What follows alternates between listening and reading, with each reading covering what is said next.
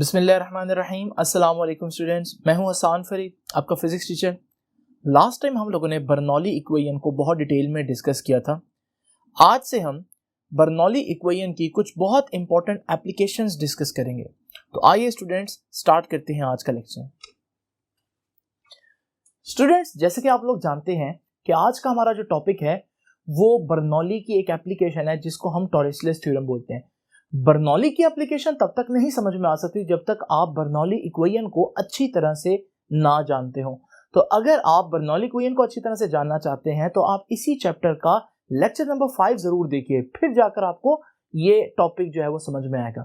सबसे पहले ये जो शख्स टॉरिसलेस जिसका नाम मैंने लिखा है, ये टॉरिसली बेसिकली इसने काफी ज्यादा काम किया है। ये टॉर का वर्ड आपने केमिस्ट्री में देखा होगा। केमिस्ट्री में प्रेशर का एक यूनिट है टॉर, वो बेसिकली इसके नाम पर ही है। अब ये टॉरिसलेस के जो थ्योरम है ये हमारे पास क्या कहता है, इसको हम जरा डिटेल में डिस्कस करते हैं। लेकिन उससे पहले मैं आप लोगों को ये डायग्राम जरा समझा दूं।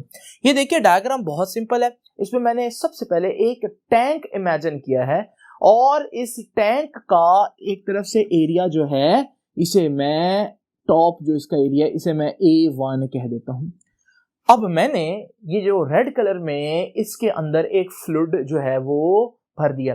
अब ये फ्लूइड कैसा है? क्या ये पानी है? नहीं, ये वो ही इमेजिनरी फ्लूइड है जो हमने बर्नौली में भी इमेजिन किया था, जो नॉन विस्कस होता है, इनकम्प्रेसिबल होता है और स्टेडी फ्लो करता है। तो इसका मतलब ये एक आइडियल फ्लूइड है इसके अंदर। अब आइडियल असल में तो कोई भी चीज नहीं ना हो सकती, क्योंकि कुछ ना कुछ तो विस्कोसिटी लाजमी होगी। अब जरा देखिए, इस वक्त मैंने ये फ्लूइड भर दिया है H1 हाइट तक, तो यहां तक हमारे पास फ्लूइड है। अब हमारे पास किसी वजह से पॉइंट A पर एक छोटा सा सुराख हो जाता है। आज के बाद हम इस लेक्चर के लिए जो होल का वर्ड यूज नहीं करेंगे, बल्कि बुक होल की बजाय एक वर्ड यूज करेगी ऑरिफिस। ऑरिफिस का मतलब सुराख। तो ये हमारे पास एक ऑरिफिस है A।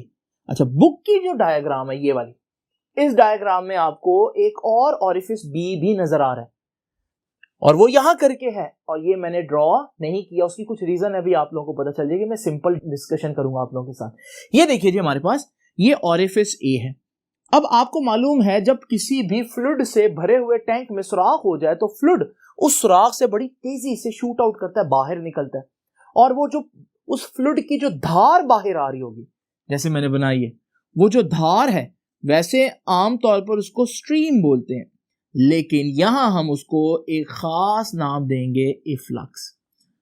अब हमें मालूम है जैसे जैसे वो पानी या वो जो भी फ्लूइड है वो बाहर निकलेगा तो आहिस्ता आहिस्ता उस फ्लूइड का लेवल नीचे आता जाएगा।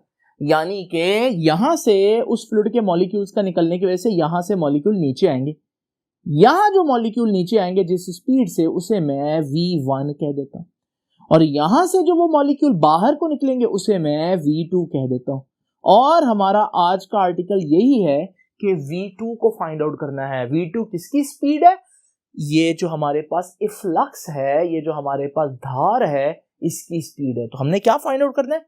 V2। किसको यूज करते हुए? टॉरिसलेस थ्योरम को। तो इसका मतलब सबसे पहले अगर आपसे कोई पूछे कि भाई टॉरिसलेस जो थ्योरम है किस लिए यूजफुल होता है, किस लिए यूज होता है, उसका पर्पस क्या है, तो याद रखिएगा, इसका पर्पस है to find speed of efflux.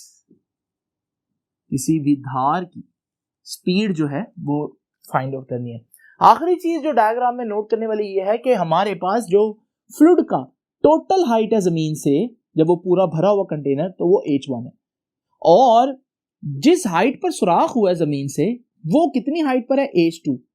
तो हमें मालूम है अगर ये H1 है और इतनी हाइट जो है वो H2 है, तो फिर ये जो हमारे पास सुराख से top of the container, top of the tank तक जो हमारे पास ये डिस्टेंस होगा, ये H1 टोटल में से H2 माइनस कर दूंगा तो ये H1 माइनस H2 होगा।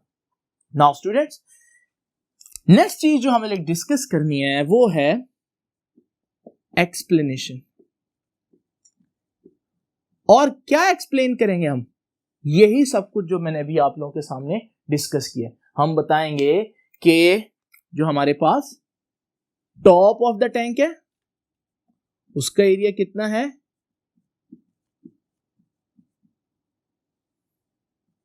वो है A1। और फिर हम बताएंगे कि जो इफ्लक्स है, जो सुराख है, उसका एरिया कितना है, A2। और वो देखें वो तो एरिया बड़ा छोटा सा होगा, तो याद रखिएगा एरिया ऑफ ऑरिफिस, जो सुराख है उसको मैंने ए का नाम दिया, ऑरिफिस ए, वो एरिया कितना है, वो है A2। और ये क्लियर है कि इट इज क्लियर, ये नजर आ रहा है, क्या नजर आ रहा है कि A1 is very much greater as compare to A2। जो टॉप का एरिया है ये सारा, ये इस सुराख के, होल के या ऑरिफिस के एरिया से बहुत बड़ा है, और तो नजर भी आ रहा है हमारे पास। लेकिन इससे हमें क्या सीखने को मिलता है, जरा देखिएगा। अब जरा देखते हैं इसकी मैथमेटिकल डेरिवेशन। स्टूडेंट्स, हमें मालूम है कि A1 A2 के मुकाबले में बहुत ज्यादा है। हमने पढ़ा था एक बड़ी इंपॉर्टेंट इक्वेशन, वो थी इक्वेशन ऑफ कॉन्टिन्यूटी। मैं लिखूंगा according to equation of continuity. ये इक्वेशन ऑफ कॉन्टिन्यूटी क्या कहती थी, सिंपल अल्फाज में बात करते हैं। इक्वेशन ऑफ कॉन्टिन्यूटी कहती थी अगर कहीं फ्लूइड फ्लो कर रहा है, जैसे पानी पाइप में फ्लो कर रहा है, और उस पाइप का एरिया आप कम कर दें, जैसे वो जो पाइप है, आप गमलों को पानी लगा रहे हैं और आप उस पाइप के जो आगे से उसका मुंह है उस पर अंगूठा रख दें। अब वो जो एरिया है जहां से पानी निकलना है, वो आपने एरिया कम कर दिया। अब आप क्या देखते हैं, जब आप ऐसा करते हैं तो आप देखते हैं कि पानी बड़ी तेजी से निकलता है। यानी कि जब आपने एरिया कम किया तो पानी की स्पीड या फ्लूइड की स्पीड ज्यादा हो गई, तो एरिया कम स्पीड ज्यादा। यही इक्वेशन ऑफ कॉन्टिन्यूटी कहती है कि एरिया और वेलोसिटी का क्या रिलेशन है, इनवर्स। जहां एरिया ज्यादा हो वहां स्पीड कम होती है। और मैंने बताया एरिया कहां ज्यादा है, A1 A2 से ज्यादा, यानी ये एरिया होल के एरिया से बड़ा है। तो क्योंकि ये एरिया इससे बड़ा है, तो फिर जहां एरिया बड़ा वहां स्पीड कम होगी। तो ये एरिया बड़ा है लेकिन यहां स्पीड कम होगी V1, और A2 का एरिया कम है लेकिन वहां स्पीड ज्यादा होगी। तो हम कह सकते हैं कि V2 V1 के मुकाबले में बहुत ज्यादा होगा, यानी कि V1 जो है वो हमारे पास बहुत कम होगा। इतना कम होगा कि हम कहेंगे कि hence V1 can be neglected, कि V1 इतना कम है कि हम उसको निग्लेक्ट कर देते हैं। यानी कि हम सपोज कर लेते हैं कि V1 तकरीबन जीरो है। क्या हकीकत में जीरो है? नहीं, इतना कम है कि उसका रोल नहीं है, तो हम उसको जीरो कंसीडर कर लेते हैं। नाउ स्टूडेंट्स, हमें मालूम है कि इक्वेशन किस चीज की है। आज की जो एप्लीकेशन है वो बर्नौली की एप्लीकेशन है, और बर्नौली की एप्लीकेशन तो बर्नौलीज इक्वेशन के बगैर हो ही नहीं सकती। अब बर्नौली इक्वेशन हम लोगों ने लास्ट टाइम पढ़ी थी, तो वो मैं आपके सामने एक दफा फिर से लिखता हूं। मैं कहूंगा अकॉर्डिंग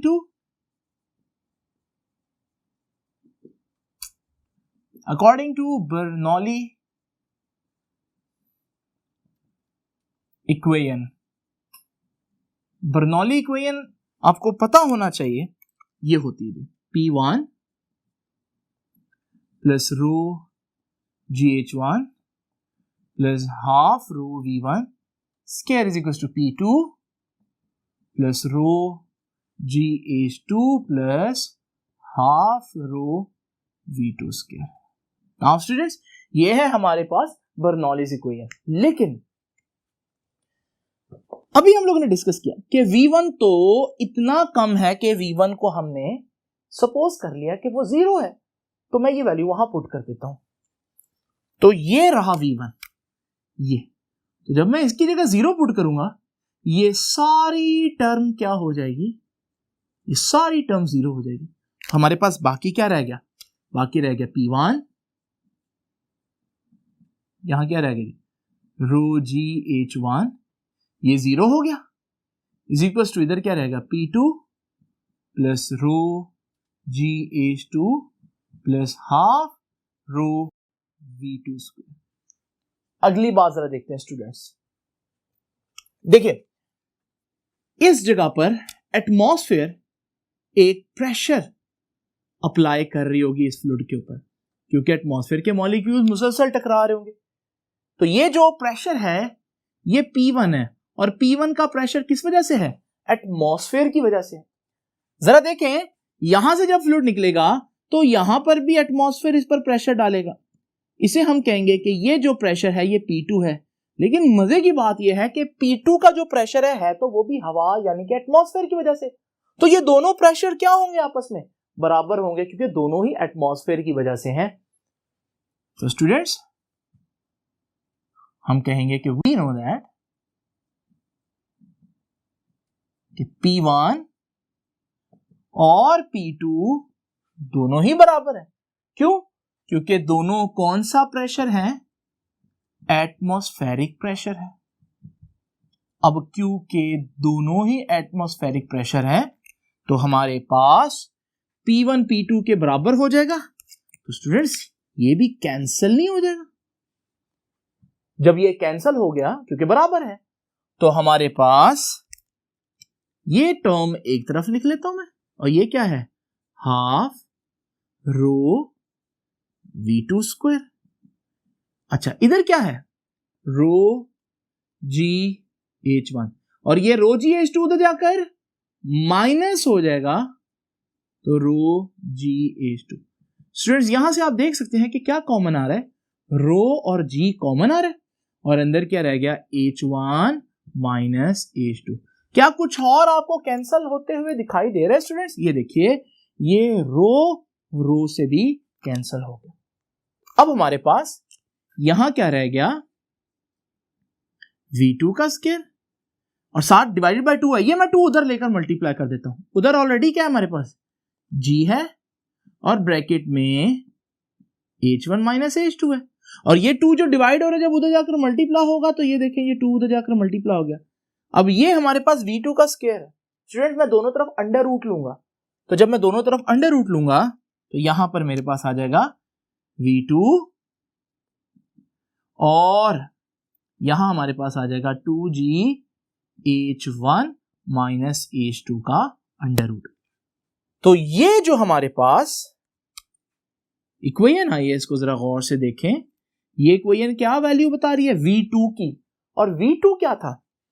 V2 तो इफ्लक्स की उस धार की स्पीड थी। इसका मतलब हम लोगों ने जो मालूम करना था वो कर लिया। तो हमारे पास ये आ गई जी स्पीड ऑफ इफ्लक्स। इस फार्मूले में एक बड़ी खास बात है, और उसी खास बात पर हमारा आज का जो कंक्लूजन है वो डिपेंड करता है, जो टॉरिसलेस ने निकाला, टॉरिसलेस थ्योरम ने। अब हमारे पास वो कंक्लूजन बताने से पहले एक नजर आप इस फार्मूला को देखें, ये बहुत इंपॉर्टेंट है। ये किस चीज की स्पीड है? ये इस धार की स्पीड है, ये इस धार की स्पीड है, इस इफ्लक्स की स्पीड है। लेकिन इसमें खास बात क्या है स्टूडेंट्स? जरा तवज्जो कीजिएगा। जस्ट इमेजिन करें यहां पर हमें थोड़ा सा रफ वर्क करना पड़ेगा। ये देखिए अगर मेरे पास एक बॉल हो, या चले पानी का एक कतरा कर लेते हैं, एक ड्रॉप कर लेते हैं। वैसे तो इसके अंदर पानी था लेकिन वो वाटर टैंक के अंदर है।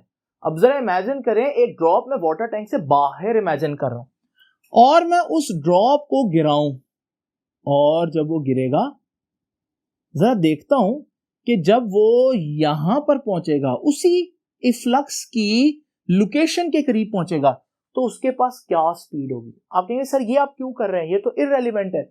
लगता ऐसे ही है, लेकिन इसमें बड़ी इंपॉर्टेंट बात है। ये देखिए अगर मैं देखूं इस वक्त ड्रॉप को मैंने पकड़ा हुआ है, तो इसकी इनिशियल वेलोसिटी कितनी है?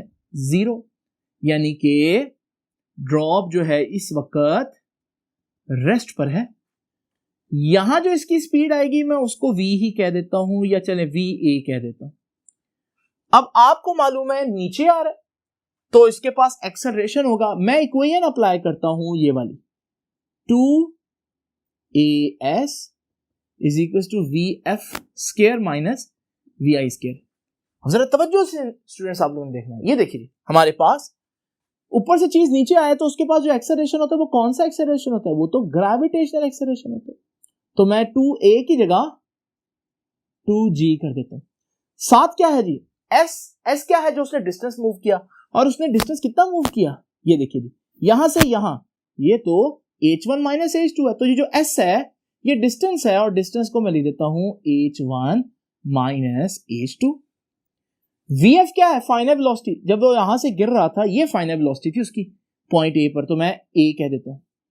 और vi क्या है, vi इनिशियल वेलोसिटी, और इनिशियल वेलोसिटी तो उसकी 0 है, तो यहां पर 0 आ जाएगा।